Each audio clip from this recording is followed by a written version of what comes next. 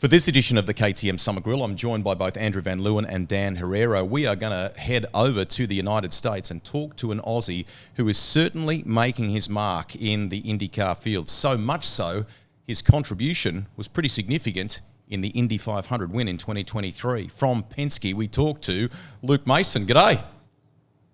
How are you, mate?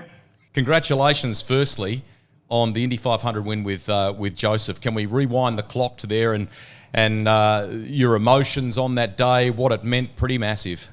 It certainly doesn't get old, so I'll talk about it when everyone wants to hear it. It was a pretty cool day, pretty cool month, and you sort of get caught up in the moment when it's actually happening, and then you sort of get to the end of the year now after a tough championship, and you kind of actually have time as a group to actually sit back and rewatch it all and enjoy it together and realize what we did was actually really bloody cool. So, down in this part of the world, teams often say you can rescue a bad year if you win the Bathurst 1000. When the championship doesn't go to plans, it's probably like that on steroids, right? Winning the Indy 500. It's the opposite. It is, you go into the year and the first note that gets put on the whiteboard of the to-do list is win the Indy 500. Like you don't even think about championship until you get out of May and go, okay, well, did we win it or did we not win it? And if we didn't win the Indy 500, you salvage the year by trying to win the championship. It really is, that important, especially on, Roger's list and at Team Penske overall. But I dare say everyone in the IndyCar garage is exactly the same as, if you go into the start of the year every year going, let's win the 500. And if we can't win that, well, let's try win a championship and salvage the year. Well, what's race day like? Like when you're sitting down there in the infield, that massive crowd there, like what is that atmosphere like? It's so hard to describe to someone who hasn't done it. Like, obviously, a lot of people back in Oz, whether they've been to a normal supercar race or they've been on the grid at Bathurst and been lucky enough to experience the build up there and how busy the grid is and people, at work and busy doing what they're doing. But the one thing that the Americans do really well is put on a show. And, that race and that morning is all about the show. We get there at 5 a.m., pitch black. The car's all ready to go from the night before. So we're not exactly doing anything there. We're just sort of going through the motions of making sure, everything's right, everything switches on and everything's good to go. But, we push those cars out of the grid at like 8:30 in the morning. The race doesn't start till 12. That's how long the grid protocol is. So for us, it's, that whole atmosphere slowly builds and builds and builds. And, you try to keep to yourself a little bit and sort of get your head in the game and try to take emotion out of it and sort of prepare yourself for the decisions you're going to have to make. And a lot of it's just keeping your driver calm and your crew calm and sort of during that build-up, because you can get away from you pretty quick. But then you sort of walk out there and that moment right before the anthem starts and you got flyovers and jets going everywhere and marching bands and people going crazy, you sort of get together as a group and go, all right, everyone give yourself 10 minutes here to take all this in and understand what we're doing here is really bloody cool. So you give yourself that moment, and it's the only place I've been where you're looking around at your crew all lined up during the anthem and everyone's just about in tears. Like it gets a hold of you that much that it means so much to a lot of people. And then you sort of shake that aside once it happens and you give each other a high five and a bit of a rah-rah speech and let's go. And then you sort of flick the switch and you're in full race mode, ready to go. Do you feel like the drivers get a chance to soak that in as well? Like obviously you're working with drivers, or are they just so focused on the job at hand that they have to completely park those really emotional bits and pieces before the start of the race? I think it's the same for them too, where they allow themselves that 10 to 15 minutes to understand the greatness of what they're about to embark on and the opportunity they have to put their name etched in history. So, I think they all do it a bit differently. You guys are pretty familiar with Scotty and how he goes about life, and he sort of comes in bouncing around in the morning, ready to go, and then sort of disappears and then comes back like an Energizer bunny, ready to go again, and sort of goes in waves. And then he finally gets his helmet on and locks in and is good to go. Will's Will. There's only one willpower in the world. So he goes about it his own way. But Joseph was, very relaxed that morning. And was almost too relaxed. At the point I didn't talk to him at all until I saw him on the grid for the first time after driver intros. So, he was very much chilled out. Gave himself some time to take it all in during the introductions, and then it was game face. Let's go win this race. Why does it work so well with you guys? I mean, he's I think as you reflected in another conversation during the year, he's got the six-pack. We'd all love the six-pack and so on, but you are kind of the straight-talking leveler, the Aussie and the Aussie voice in the background, aren't you? And I think that's why it kind of works is, I'm generally not afraid to tell it how it is. If that's good, bad, or indifferent, it's going to come out regardless whether you like it or not. So, and I think he appreciates that, and I think the crew appreciates that, and I'm pretty sure, Tim and Roger will also appreciate that as well. Is that these guys are amazing at what they do and super gifted and talented in a race car, but at the same time they're just people too, and sometimes you just treat them like people. You don't have to put them on a pedestal either. To get the best out of them, sometimes they need the hard conversation. And Luke, let's just go to the other end of the afternoon at Indy. It was a crazy end of that race, 3 red flags. Just relive again for us those final moments and the one lap dash to the checkered flag. Yeah, you sort of get in that moment where our day had been so good. Like we came in with a plan. We didn't qualify as well as we wanted to, and we sort of told ourselves that our race car all week had been so good in traffic and being able to work its way forward, so that if we got him in a position to fight for a win at some point during the race, that we're in with the shot. So sort of methodically wanted to work our way up with do the basics right, good pit stops, and execute with our strategy and all those little things that win races generally. And we got to about halfway, and we'd come from the back all the way through to 5th, and we're like, shit, we're ahead of schedule here. This is working out pretty well. And then again, we got a few more spots, and it got to the point where that red flag came out with 9 to go there, and we're like, well, we've done our job here. There's no more pit stops. The car is what it is. It's up to him now to do what he does and deliver for us. So at that point, you almost turn into a bit of a passenger and a bit of a race fan, because there's nothing you can do. You can guide them a little bit on restarts and RPM, speed and gears based on what other people are doing, and you can help them out with their tools if they've got a certain balance trait. But at the end of the day, you're 190 laps into the race. They already know what they've got. So in many respects, it's just leaving it up to him. So that first restart happens, and we go from 3rd to 1st. And like, oh bloody hell, this is pretty good. Let's just keep it green to the end and see what we can do. And of course, it didn't shake out like that. So we were leading for the second restart. And at that point in time, we're like, well, this is probably going to be the last one. So you're sort of preparing yourself to, get the best restart you can. And based on every other restart that happened that day, if you were the leader out of 4 taking the green, you weren't going to be leading at the end of the next lap. So, we were trying to think about what the best strategy was to go about that. And I'm sure he was thinking it himself. And then obviously we had the second the second red flag there with the crash on the start-finish straight. And at that point, we were like, geez, I just hope we're second. It was that tight at the end that you knew that based on precedent, the red flag was going to come out again and there was going to be a shootout. And whether that was going to be 2 laps or 1 laps, we didn't quite know, but you knew that the red flag was probably going to come again and you'll get another shot. And it was the only time in my life that I was praying not to be first and hoping that we were second on the count back on the timing line, because at that point that was the best place you could possibly be. And you watching that last restart, to Marcus's credit, he got such a good restart and such a good jump on us that I think it was the only time anyone who was in the lead held the lead into turn 1. And at that point, you're kind of thinking, well, is it going to happen? Is it not going to happen? It's only going to take one more yellow or another accident and this race is over and we've blown our opportunity. And sure enough, we got to the back straight and there was no yellow, and he got a hell of a run coming onto the back straight out of 2. And you see him go past him. And at that point, when he actually went past him, I unplugged my intercom. We've got a GoPro on our stand there, and you can see me unplug my intercom, sort of preparing that if this is going to happen, I'm going to be pretty loud here and I'm going to go off.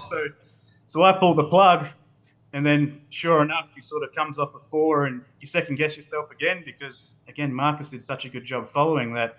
He was half a shot to be able to slingshot past us. But the thing crosses the line and it's just ecstasy after that. I'm jumping around, screaming over the pit wall with all the boys and girls. And you sort of look back and you look at the crowd. The crowd's going nuts. And that next 20 minutes, you kind of, I think I said it to someone else, I just blacked out and what happened. And the only reason why I know what happened because it was on TV and the pictures and stories that tell me what happened. Yeah. What did it mean for you from a career standpoint? Probably like a lot of drivers that come from this part of the world that endeavour to break into that ultra-competitive American scene. There are periods in the early years of uncertainty. It's never clear whether they would make it. You've probably gone through a similar thing yourself. How much does a result like this help your career and stability and longevity with people like Team Penske?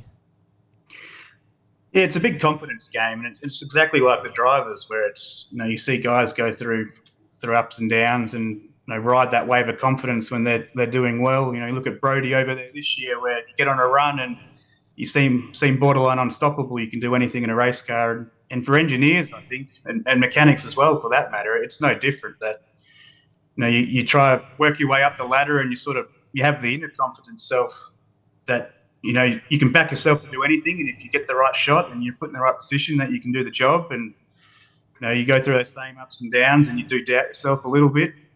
That's just life, and that's just what happens. But at the same time, to get a result like that, it's very rewarding. And you do take the time to sort of look back and reflect, and a lot of text messages and phone calls from a lot of people back home that helped me to get to where I am, that are super excited and super stoked to see me do well, which is, to me, that was the best part, is being able to speak to people like text people like Ross and Jimmy Stone that I know sent a message through, and that's where I started. They're the ones that gave me my shot, and to get a result like that, and to see those people sort of look at what you've done and be proud of where you've come from is a really cool thing.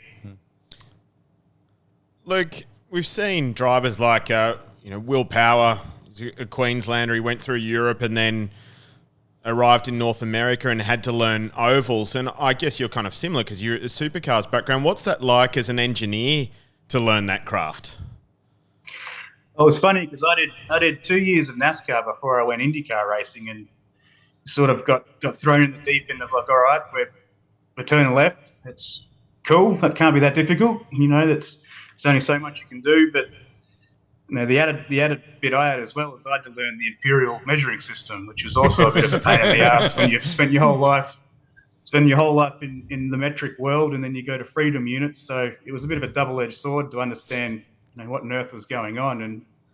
And to be fair, it probably took me a good 6 months of NASCAR racing at RCR to actually understand what the hell was actually happening to get that car to turn left, and how it actually operates and how to get the most out of it. Once you sort of grasp the initial aspects of how to get a car around an oval, it's actually, in theory, very simple, but it's like anything else. There's so much detailed work that goes into absolutely maximizing it, and that's where all the time is, and that's why I see the good guys do really well and people struggle.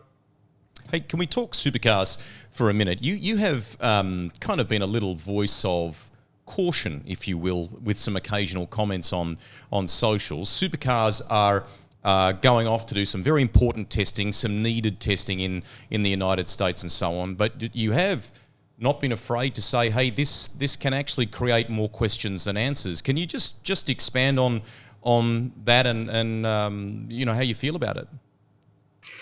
Yeah, I think it's, at the end of the day, it's a lot of money.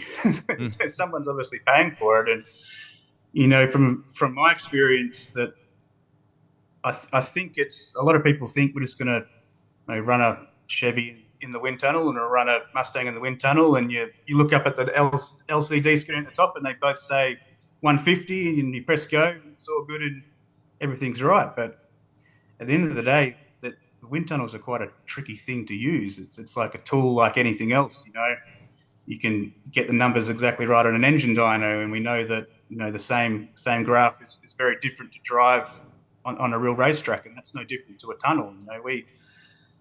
We and most other top IndyCar teams will spend more time and resource running a car up and down a runway than we do in a wind tunnel, because we get better data out of it. We get better results, and it translates to the racetrack. So, I think it's just a bit of caution to say that, it might not be the be all and end all to take a car to a wind tunnel, and there is merit in what they were doing in the first place. I think the public was very, very quick to dismiss all the work that they had done on the airfields anyway to get the cars where they were.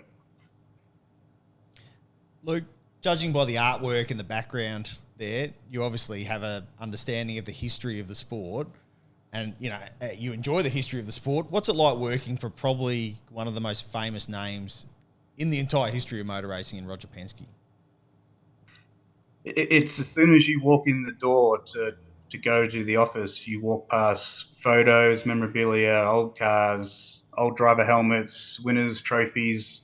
You're surrounded by history and motor racing excellence. You can't not but look and stare at everything around you and realize that you are at one of the greatest teams in the world. Not just North America, but the world. And the more you get entrenched and be a part of the team, and you have conversations with Roger and Tim and even those guys and girls that have been there for 35, 40 years that are still there, they still come to work every day, you sort of gauge an understanding of, okay, I get it now. This is why. And to be able to walk in there now to get it and understand why, but be a part of it too.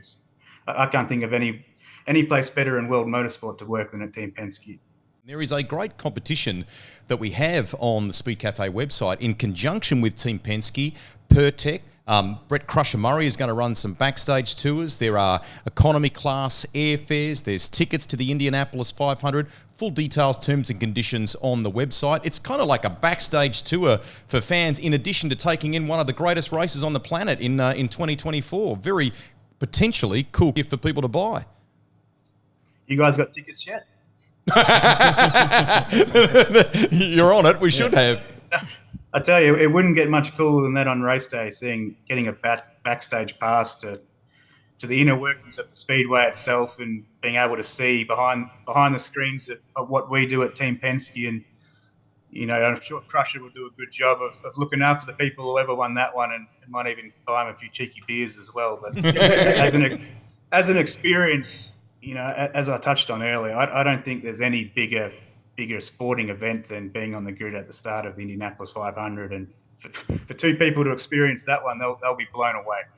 Do you get much of a break over the Christmas period? I mean, this is an ultra competitive championship. IndyCar, in some people's eyes, arguably the most competitive open wheel championship in the world at present. What does 2024 look like for you, for Josef Newgarden and the crew on that car?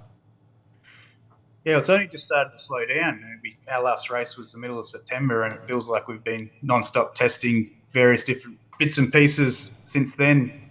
We get a bit of a break. It's sort of a bit of a lull at the moment at the shop, where everyone sort of comes and goes and takes their vacation and holiday periods. And, I'm no different. I'm going to be back in Oz in a couple of weeks to sit on the beach and drink a few VBs and not think about race cars for a while back in Perth, which I'm looking forward to. But, once you're away from it for a week or two, you kind of switch back on again while you're away, and you're like, geez, I want to be back at a racetrack, and what can I do to be faster? What can we do to be better? So in many respects, it never stops. It's a disease.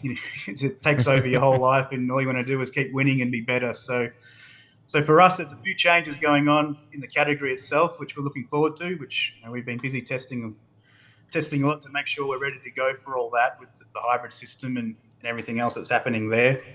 But for us, it's sort of building upon what we started this year. This was our first year together, and we walked away with 4 races, and winning those 4 races.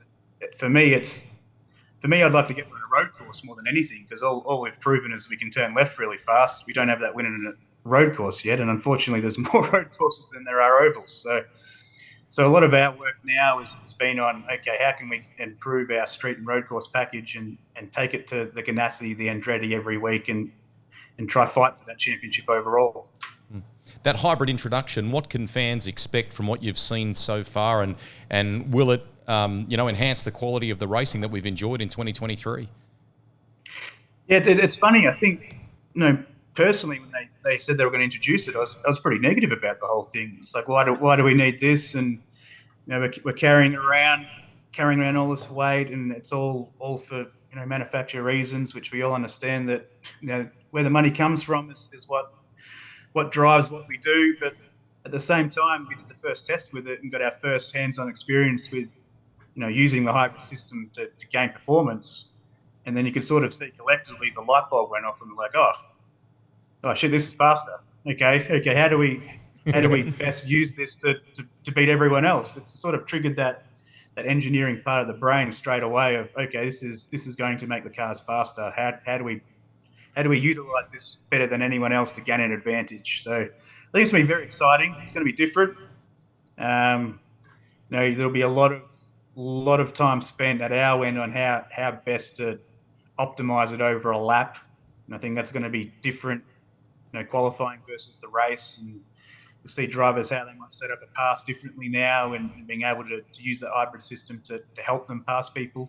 So I think it's going to be very exciting once we get 26 of them on track to actually see what happens.